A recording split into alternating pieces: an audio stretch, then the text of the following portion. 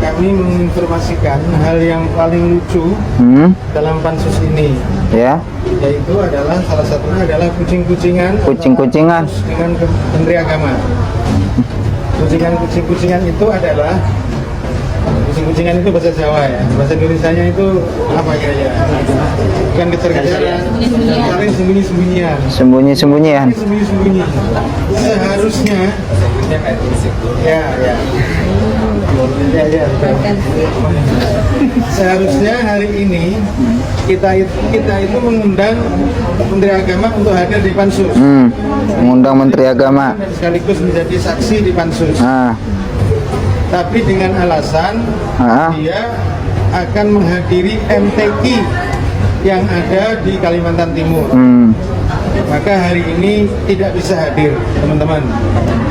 Tidak bisa hadir Menteri Agama. Tetapi pada kenyataannya ternyata kita menemukan surat yang ada di dalam Kementerian Agama bahwa pada hari ini dia sedang melakukan rapat koordinasi jam 3 sore di kantor Kementerian Agama. Jadi bukan menghadiri MTQ tapi rapat koordinasi dengan para pejabat eselon 1 dengan staf khusus dan lain-lain di Kementerian Agama pukul 15. Ini suratnya ada. Surat yang ditandatangani oleh Sekjen Kementerian Agama dan mengundang Menteri Agama. Nah, ini menariknya ini. Sekjen mengundang Menteri, bukan Menteri yang mengundang Sekjen. Tapi Sekjen mengundang Menteri untuk rapat koordinasi pukul 15 hari ini. Yang katanya menghadiri MTQ di Kalimantan Timur di Samarinda. Jadi ini bukti bahwa sudah berkali-kali kita mengundang dari pihak-pihak Kementerian Agama, selalu ada insiden seperti ini terus-menerus. A'udzubillahi minasyaitonirrajim. Bismillahirrahmanirrahim. Assalamualaikum warahmatullahi wabarakatuh. Alhamdulillah teman-teman, berjumpa kembali di channel Ibnu Asmin Official. Mudah-mudahan kita semuanya selalu dalam keadaan sehat walafiat dan selalu dalam limpahan rahmat Allah Subhanahu wa taala. Amin ya rabbal alamin. Teman-teman yang dirahmati Allah Subhanahu wa taala, seperti yang kita lihat bersama tadi, semakin memanas antara Pansus Haji dengan Kementerian Agama, khususnya Menteri Agama ini teman-teman. Kita mendengarkan pernyataan daripada Bapak Marwan Ja'far, di mana beliau beserta tim melakukan sidak di kantor Kementerian Agama. Ternyata Bapak Menteri Agama sedang menghadiri MTQ di Kalimantan Timur, teman-teman. Dan ini sangat disayangkan sekali, kata Bapak Marwan, karena sudah berkali-kali dipanggil, tetapi selalu ada alasan untuk mangkir, teman-teman. Nah, kali ini, teman-teman, ada yang lebih menarik lagi ketika Pansus Haji ini mengundang staf khusus Menteri Agama, teman-teman. Dan di sini staf khusus akan membongkar siapa saja yang terlibat dalam penyelewengan dana haji ini, teman-teman. Coba kita dengarkan berikut ini. Terima kasih, saudara saksi. Saya ingin tahu dulu, apa tupoksi staf khusus menteri sih? Kalau tugas dan fungsi dari staf khusus menteri adalah memberikan saran dan pertimbangan kepada menteri dengan penugasan yang bersifat khusus di luar bidang dan tugas dari unsur-unsur organisasi kementerian, Pak. Iya, tetapi tugas Anda double-double. Double-double. Itu artinya juga ada double budget. Double budget. Anda tahu nggak kalau double budget itu melanggar undang-undang? Saya tidak memperoleh penerimaan sama sekali dari Kementerian Agama, Pak. Saya sudah tidak memperoleh gaji, tidak memperoleh tunjangan, dan tidak memperoleh fasilitas yang lain, Pak. Tidak menerima, tapi Tidak. tadi teman-teman menyebut Anda juga mendapatkan bisnis kelas untuk pergi atas nama kerja Business class, BPKH teman-teman. dan BPIH dan seterusnya tadi, termasuk BPKH Limited. Kalau BPKH, saya berangkat tahun 2023, tanggal 30 November, iya.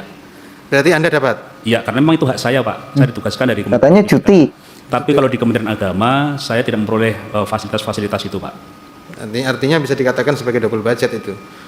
Karena seharusnya tugasnya satu saja, satu dari Kementerian Agama, itu bisa kemana-mana, bukan dari BPKH. Seharusnya dari pokoknya baru ke cabangnya. Iya, betul. Kira-kira. Kalau di BPKH, saya kan status saya Dewan Pengawas. Tapi kalau di Kementerian Agama, saya staf khusus tapi saya cuti semenjak saya diangkat sebagai Dewas di BPKH. Iya, itu termasuk pelanggaran sebetulnya. Pelanggaran. Tidak boleh. Kemudian yang kedua adalah, Anda tahu nggak bahwa Menteri Anda itu melanggar undang-undang dengan Melanggar undang-undang Menteri Agama. Jamaah khusus 50% dari 20.000 itu? Saya tidak paham, Pak. Anda tidak paham sama sekali bahwa Menteri Anda itu melanggar? Saya tidak paham, Pak. Dan saya dalam proses itu, saya sama sekali tidak punya kewenangan soal itu. Itu kewenangan Menteri, Pak. Ini soal pemahaman Anda, bukan soal kewenangan.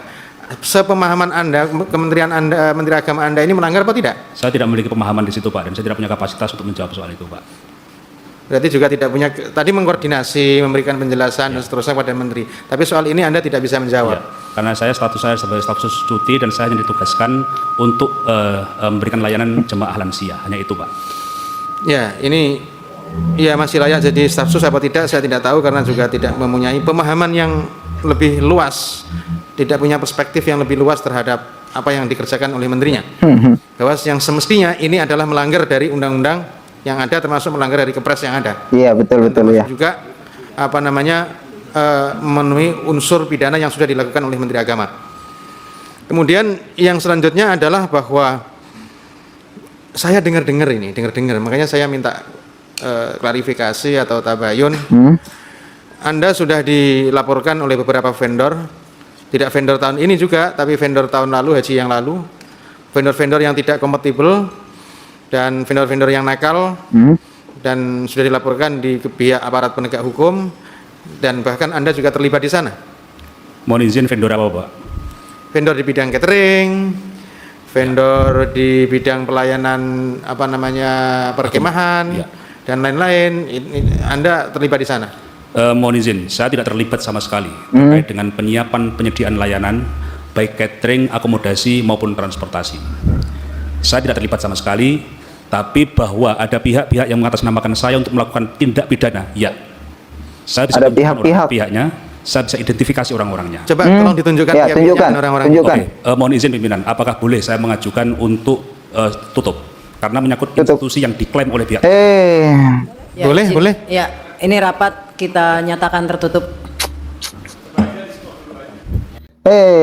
Disinilah perlunya kita mendengarkan bersama untuk publik siapa sebenarnya dalangnya, siapa sebenarnya mafia itu, teman-teman. Tetapi staf khusus dari Menteri Agama ini malah meminta untuk dibuat tertutup, teman-teman. Artinya di sini kita tidak boleh tahu seperti itu. Allahu Akbar. Jadi di sini akan menimbulkan tanda tanya kepada masyarakat luas, kenapa harus tertutup? Kenapa tidak dibuka saja agar kita tahu sama-sama siapa sebenarnya pelaku, siapa sebenarnya dalang di balik ini semuanya, siapa mafia haji itu sebenarnya, seperti itu ya. Tetapi malah oleh Pansus Haji dan DPR malah mengabulkan permohonan daripada staf khusus itu akan mengkajinya secara tertutup, teman-teman. Nah, di sini tentunya akan menjadi pertanyaan juga kepada kita. Apakah nanti nama Menteri Agama akan keluar sebagai salah satu yang melakukan penyelewengan itu, teman-teman? Wallahu alam, kita tidak tahu, teman-teman. Yang jelasnya kita akan menunggu terus perkembangan daripada Pansus Haji ini. Semoga saja kasus penyelewengan dana haji ini segera terungkap siapa sebenarnya di balik ini, teman-teman. Karena kita kasihan kepada masyarakat muslim, kepada saudara-saudara kita, bahkan mungkin orang tua ataupun keluarga kita yang sudah menunggu ngantri bertahun-tahun, tetapi mereka belum juga dipanggil untuk menunaikan ibadah haji itu, teman-teman. Mereka ngantrinya bukan 1 tahun, 2 tahun, tetapi mereka sudah ngantri berpuluh-puluh tahun. Ada yang 8 tahun, 10 tahun, bahkan sampai 40 tahun, teman-teman. Dan bahkan ada yang sudah meninggal dunia. Kita harapkan semoga Pansus Haji ini sukses membongkar sampai ke akar-akarnya, sampai ketahuan siapa dalang ini semua, teman-teman. Nah, kali ini teman-teman itu saja mungkin yang dapat kami sampaikan. Mudah-mudahan video ini bermanfaat untuk kita bersama. Atas kehadiran dan kebersamaannya saya ucapkan ribuan terima kasih banyak. Jazakumullah khairal jazaa. Mudah-mudahan Allah Subhanahu wa taala membalas kebaikan Bapak Ibu teman-teman semuanya. Amin ya rabbal alamin. Kita berjumpa di episode berikutnya. Tetap bantu channel ini berkembang dengan menekan tombol subscribe-nya, aktifkan loncengnya, like, comment dan share. Jazakumullah khairal jazaa. Subhanakallahumma wa bihamdika asyhadu an la ilaha illa anta astaghfiruka wa atubu ilaik. Wassalamualaikum warahmatullahi wabarakatuh.